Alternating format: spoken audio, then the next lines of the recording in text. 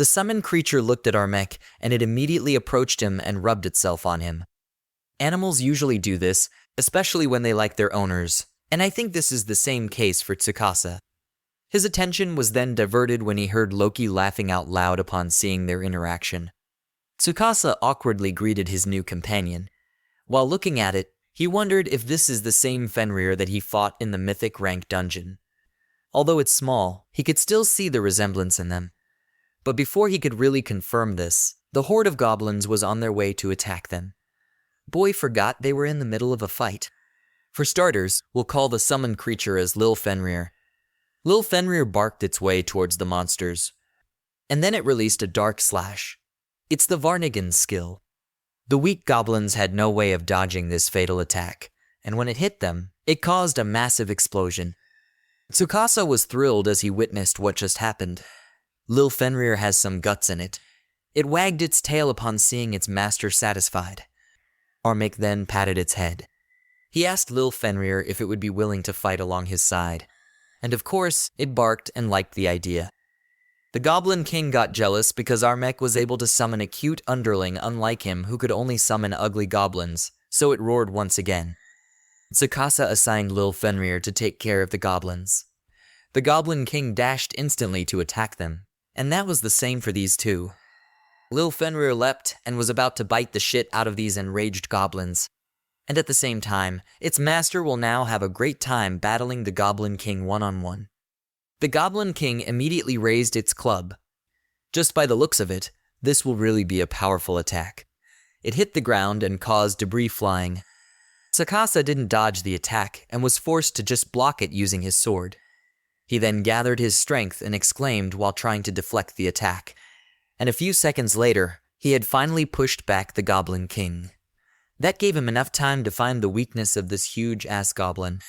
His eyes locked on its legs. Tsukasa immediately slashed them. It made the Goblin King lose its balance, and it tumbled to the ground. It groaned in pain and was about to call its lackeys for some assistance.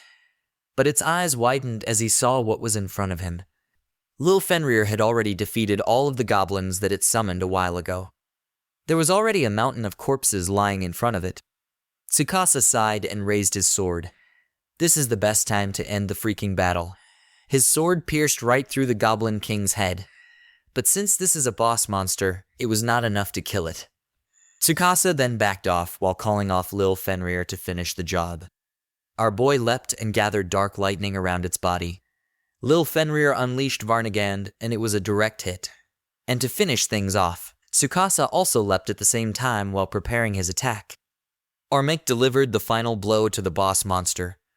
A few seconds later, the body of the Goblin King slowly faded away. Tsukasa stood right in the middle of the boss's room while this happened. A black magic stone was also dropped. Loki got his attention as she praised Tsukasa's idea of using the summon underling's skill against the Goblin King, but she reminded him to not get cocky just because he defeated a beginner-ranked dungeon boss. Tsukasa already knew that. While looking at the magic stone that the boss monster dropped, he thought that even if it was only a beginner-ranked dungeon, he still managed to clear it solo, and he planned on getting stronger until someday he could also clear a mythic rank 1. Loki then asked Armek what name he would give to Lil Fenrir. Tsukasa tried thinking about it for a bit, and a few moments later, he thought of the name Lufin. Upon hearing that, the face of the Fenrir brightened up. I guess it liked it more than Lil Fenrir.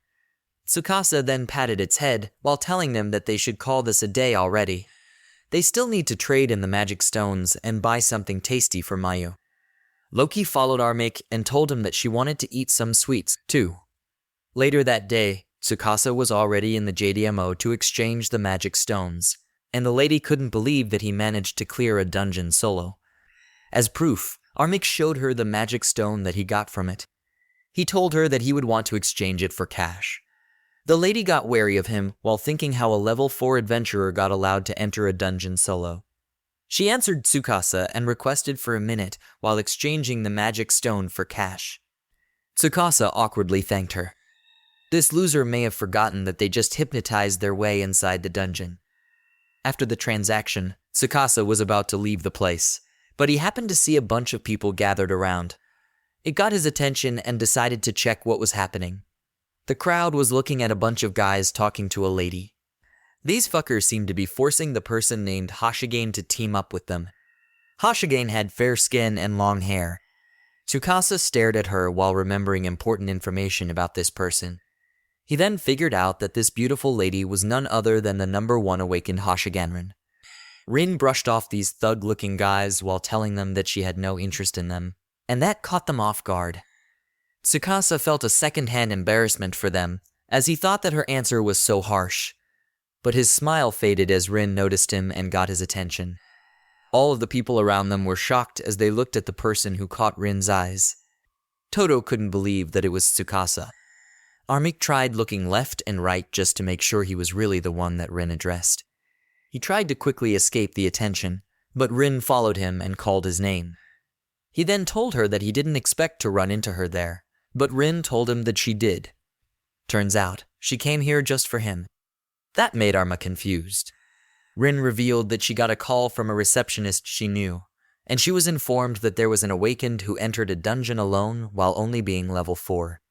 She leaned closer to Armek while telling him that Tsukasa may have already known who she was talking about. And thus, this chapter draws to a close. Stay tuned to discover what unfolds next in the story. In the meantime, why not explore my other videos? Don't forget to hit the like button and subscribe to my channel for more captivating stories. Your support means the world to me.